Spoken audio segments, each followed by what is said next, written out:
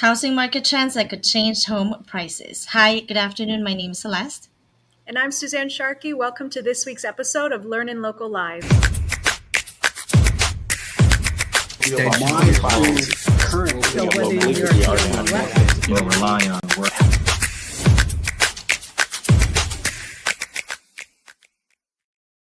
Hello again, Suzanne. How are you? I'm good. I'm excited for this week's topic, right? Yeah, definitely. So market trends. We've been seeing a lot of changes in the housing market. So it's really interesting to touch base on that and share our insights to the viewers. Yeah. So welcome again to Learning Local Live. This is a platform where we create, collaborate, and educate. Real estate entrepreneurs and really business owners in Massachusetts. And if you are someone like that and you are just starting with social media and wanted to be in this field, make sure to send us a message. We're here to educate, empower, and inspire everyone. So when we go in, we have like our guest today is very in the know in the market, and so if you are someone like that, you're an expert, you're a realtor, you can just come into the show, and yeah, we'll be right here for you. Right. Exactly as she said, we're looking for subject matter experts. So people that are in the field actively engaging in these topics that can bring you to the front of the line of these issues. So it's not something that's like AI digested or created. It's real knowledge in real time. Perfect. Yeah, that's it. So we would like to thank our sponsor today, Roger Lee. Hi, Roger. Hi, I'm Roger Lee with HLM Group LLC. We are a property management company and we specialize in short-term rentals. If you have a long-term rental and are thinking about trying short-term, let us know. Perfect. Yeah, Roger is an expert in short-term Airbnb and all that, so he's the guy to go. So before everything else, I would like to introduce myself. Hi again, my name is Celeste, and I provide housing for underserved individuals and families in the Massachusetts area. Through transitional housing, we support veterans, seniors, HR foster youth, domestic violence survivors. Yeah, and we also acquire and manage assisted living facilities in the East Coast. So I thank you for being here again. And my co host is Suzanne Sharkey. So my name is Suzanne Sharkey. I'm originally from Rhode Island. I currently work here in Eastern Massachusetts. I'm a cash buyer. I'm a flipper for single family residential homes. I am trending more towards higher end stuff, just because Massachusetts median price point dictates that. So in addition to flipping houses or developing them, I also run a real estate group called Creative Elite. We specialize in creative solutions for anybody that's dealing with the real estate transaction, because not every solution, not everyone fits the cookie cutter solution. Sometimes you need a custom solution to actually solve the problem you're trying to overcome. And so we specialize in the full spectrum, and then we take a lot of pride in the creative stuff that we're able to bring to the table. Perfect. So yeah, thank you for that. So today we have I'm excited to introduce our next guest.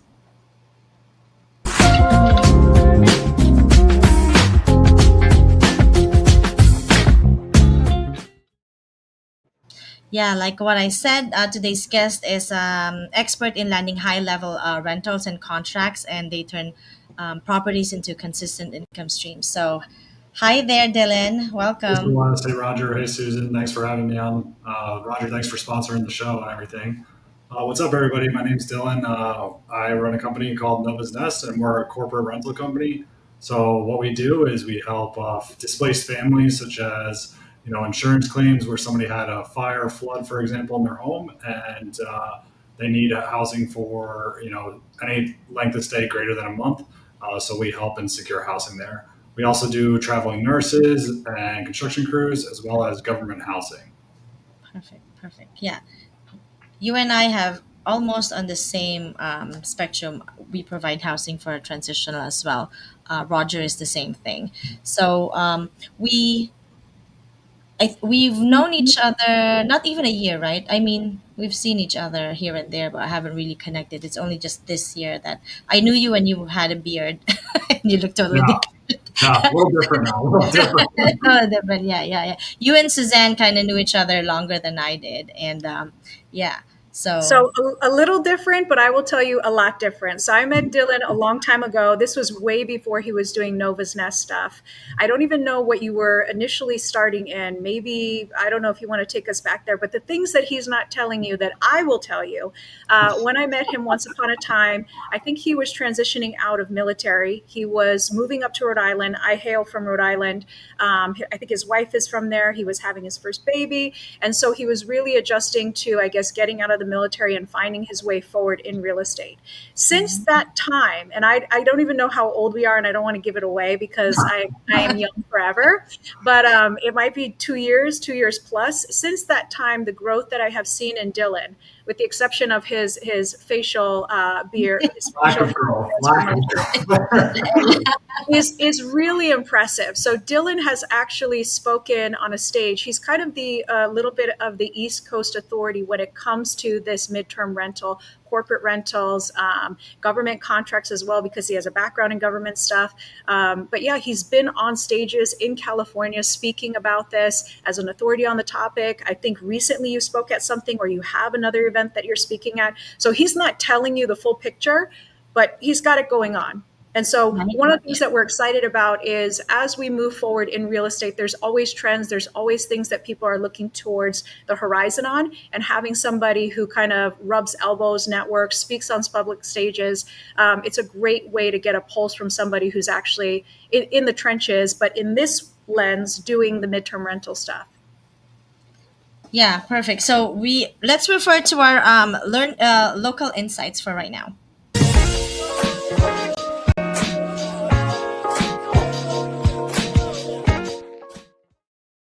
So what you were saying, Suzanne, well, Dylan is very low key. Ever since I met him, he's like very low key as well. And his partner too, Keith, right? They're like very like, low key.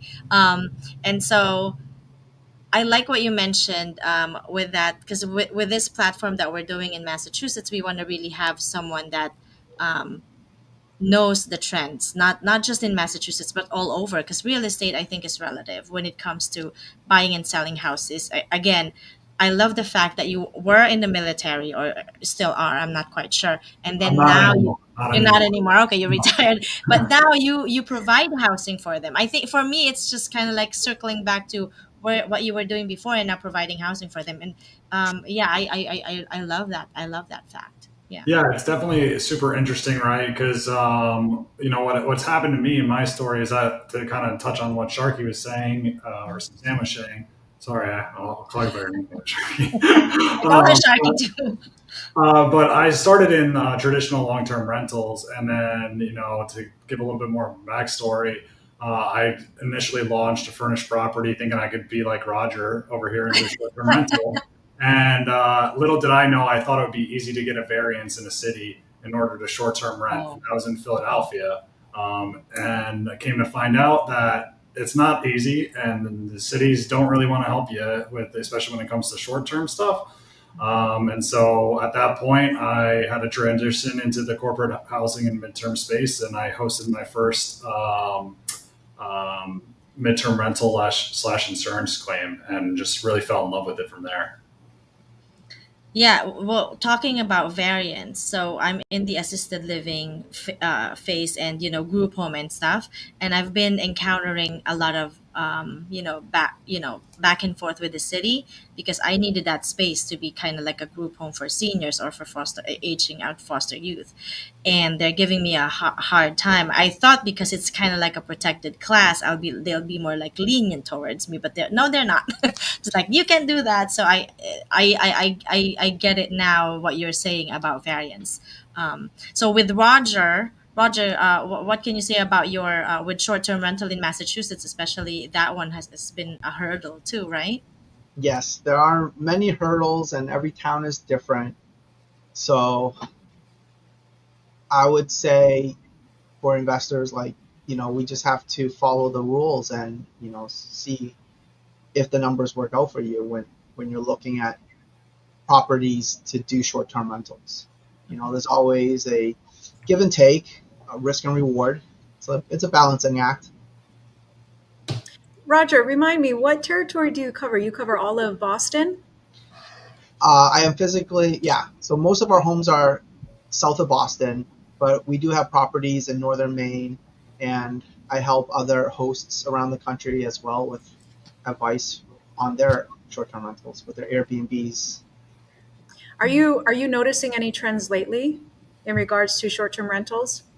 For sure. The booking is down across the country. Traveling. No, everyone has tightened their belts. They're not spending as much, and when that happens, vacationing is the first thing people stop doing. And So this is compared to last year, exactly at this time. That's how you look at your trends. It's not like month to month. This is exactly around the same time last year that it's trending downwards for vacation compared to rental. last year, yes, it's been down, and so a lot of owners that have short-term rentals, they do look at options and work with people like Dylan to do midterm rentals. Mhm. Yeah.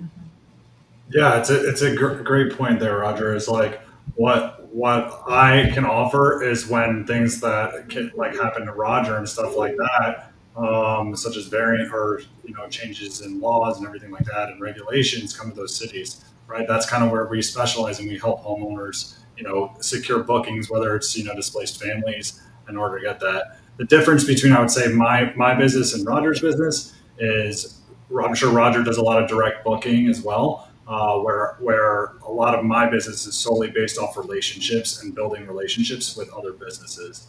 So I'm really on the business to business side, and where Roger, I would say you're probably more on the B2C side, unless I'm incorrect there. Yeah, that's exactly true. I'm more like guest facing concierge service. We're really tailoring our properties to the guests. For sure, and like I've definitely seen, trends in the corporate space where you'll see, as insurance rentals have become more popular, you see people increasing prices or catering specifically to that, as well as writing in their listing descriptions, as well as like can house insurance claims and stuff like that. It's definitely an interesting trend, and people are starting to see that you can actually sustain bookings on that side when you have the right relationships. All right, so questions for both of you. Since Roger, you're entertaining midterm rentals now, and Dylan, you're always looking for midterm rentals. So, for anyone out here who's listening or who will watch this show, if they have a house that they want to rent out, is there any way that they can connect with you, or is there a criteria of the property that you are looking for rather than just telling you this is my house, I want you to rent it out? Any criteria or that you want to share with them?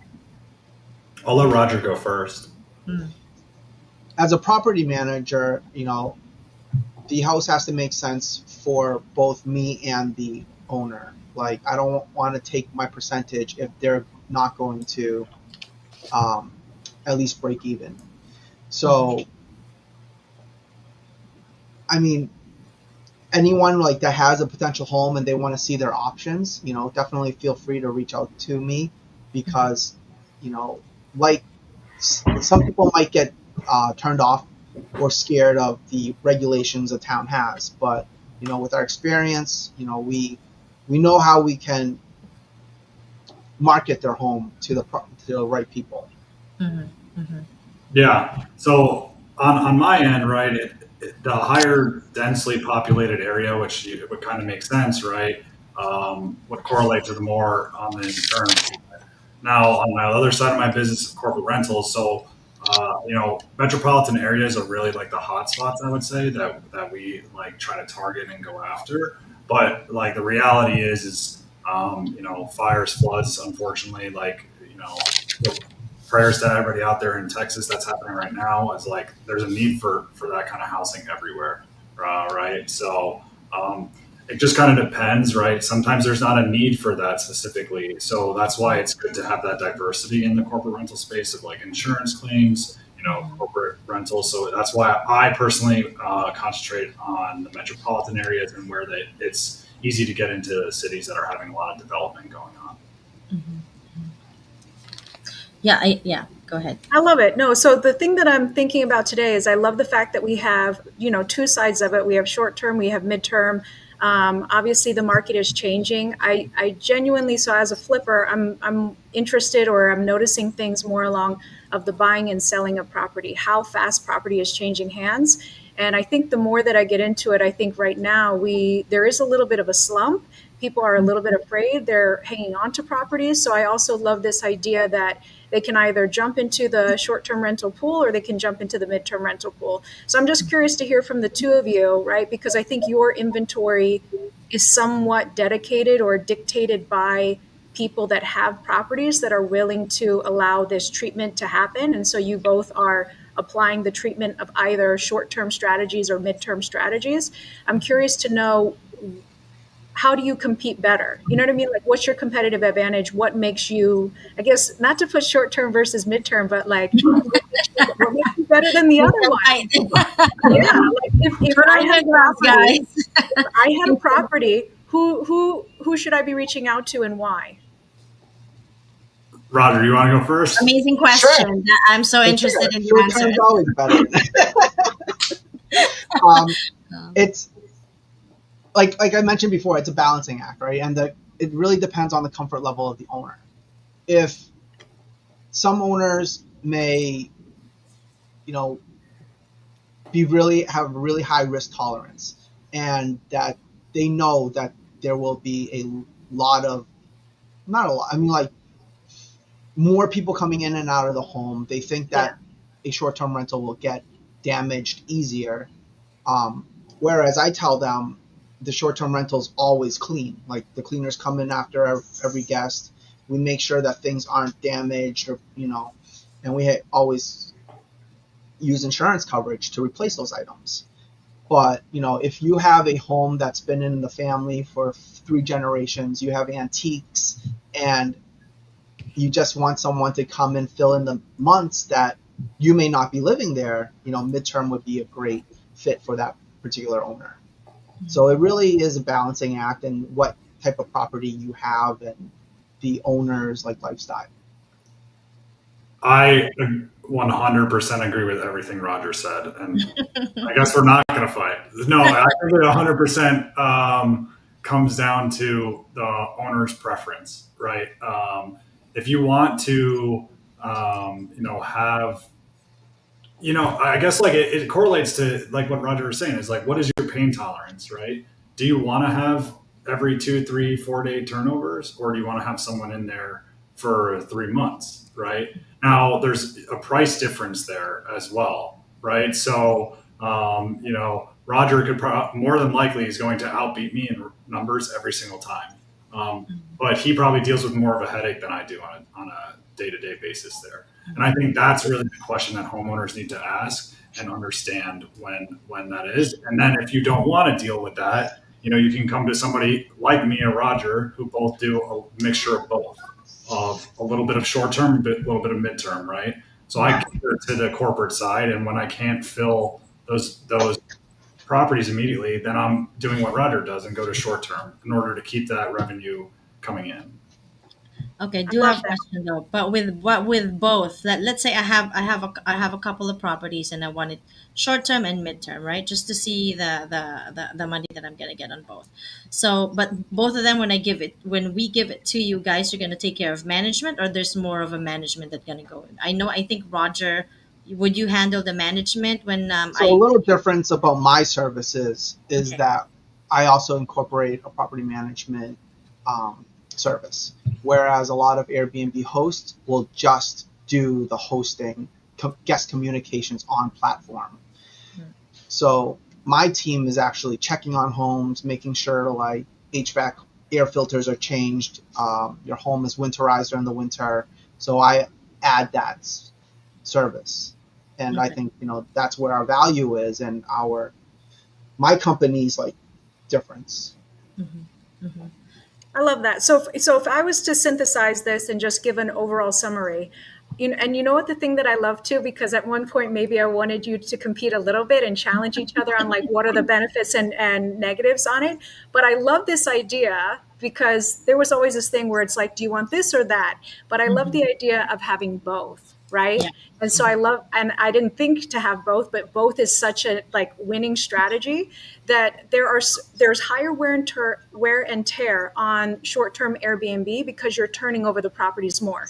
However, the income is a little bit higher when you have somebody like Roger who's doing property management on it. He's taking care of all the hairiness about it. So you get higher amounts of money. There is a little bit more wear and tear, but that kind of balances out, I think, on the overall investment, right? Because that's the trade-off. But it's seasonal, it's short term sort of deal. And I like the idea of Dylan also being able to have midterm, but midterm is not always consistent, right? 3 months might overlap with a 5 month stay. And so I like the idea that if he has a certain contract that, I think of it as matchmaking. You get a match made, you get somebody in there for midterm. If there's a gap, I love the fact that Roger can come in and quickly fill it with the short-term stuff that he does. So I think both are super winning strategies. Each one has their little nuances. Obviously, great operators on both sides. So I'm excited to have both of you here today. And I love that idea of together, not this or that. Against. Yeah. This is so interesting. I want to interject something like that, but I just want to switch over to our opportunities.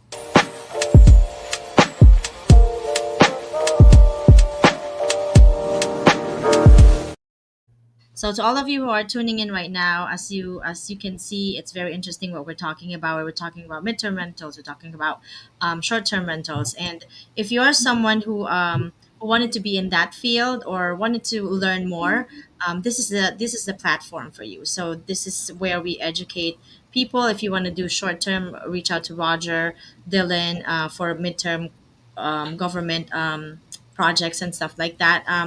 But I do want to interject something. So this applies to both you, Roger and Dylan. So I had an Airbnb customer before, and they kept extending and extending and extending. Little did I know that the reason they're extending is because with Airbnb they can pay credit cards, right? And they're actually saving money so that they can get into a more stable housing.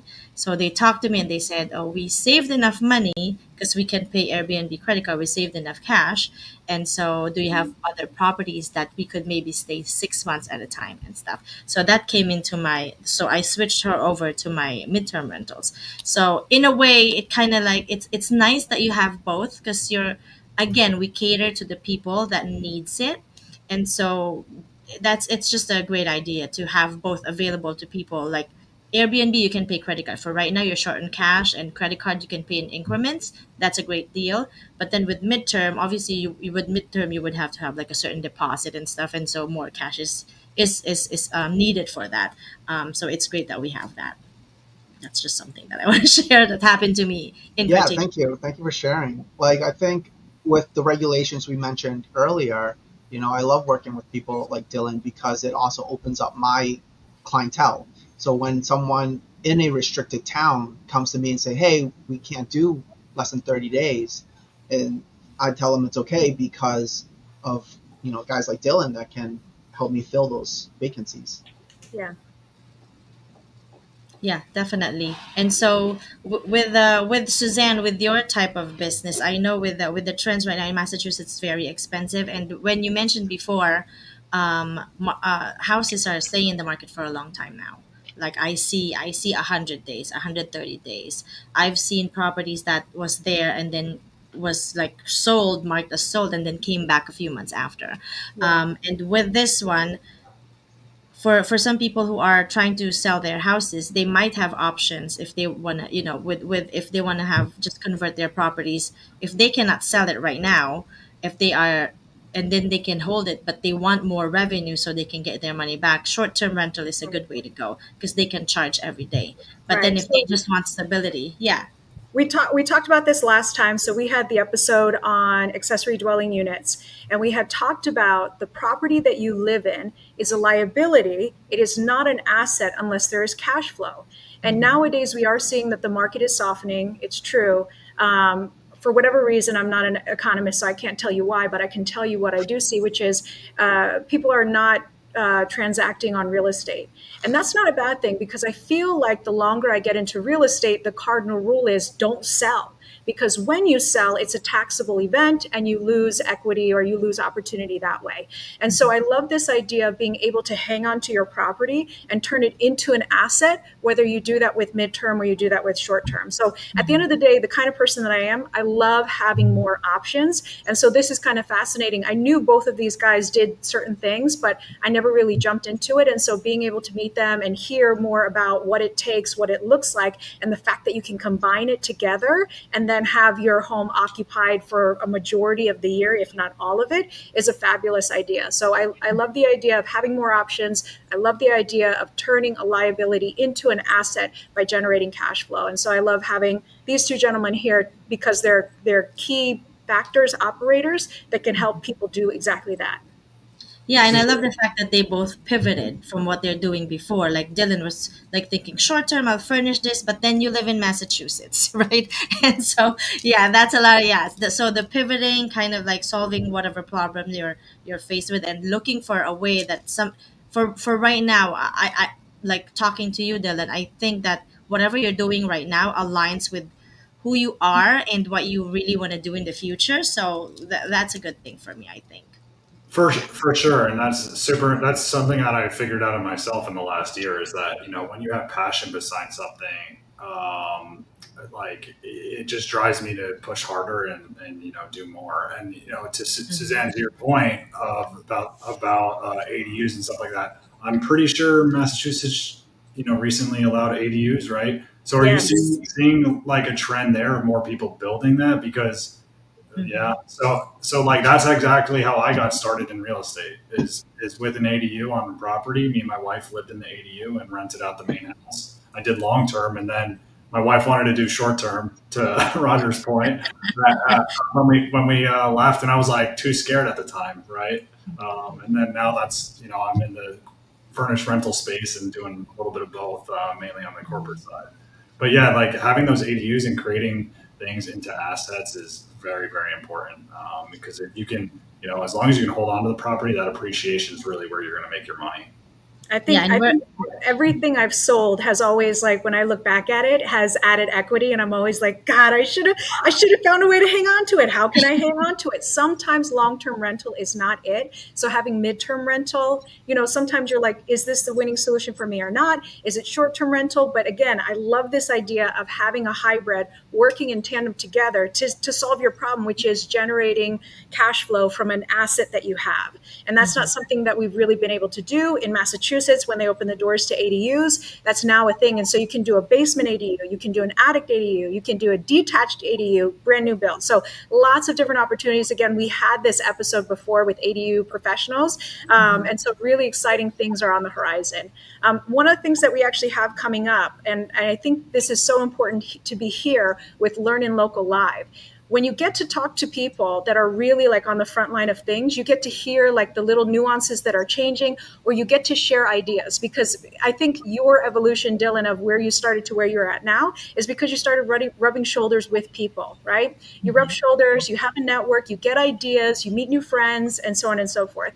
And so one thing I have, one trend that I'm seeing myself, and one thing that I am and trending towards, is I'm looking at safety. I think a lot of people, when they get involved in real estate, they look at it as a very sexy way to make big checks. And I know, the Instagram shows a certain, I guess, lens of what real estate can be, which is exciting because those are the things that pull you forward. But at the same time, I think is really important. And so that's why I'm aligning myself with people that do it in a safe manner, because at the end of the day, I'm trying to build an empire here, and I can't build empire based on these like one-off explosions. I'd rather do it brick by brick. And so I have a guest speaker coming all the way up from Atlanta. She has $35 million out secured.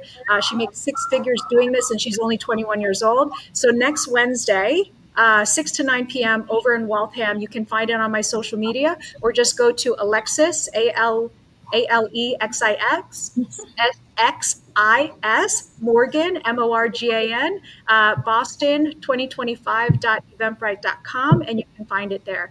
But next week is a great opportunity to hear what she has to say, because she's fabulous, as well as to rub shoulders with people that are doing real estate in a safe, responsible manner. Perfect. Yeah. So those are some of our upcoming events. We do have an upcoming event this Saturday too for New England Sub Two New England group.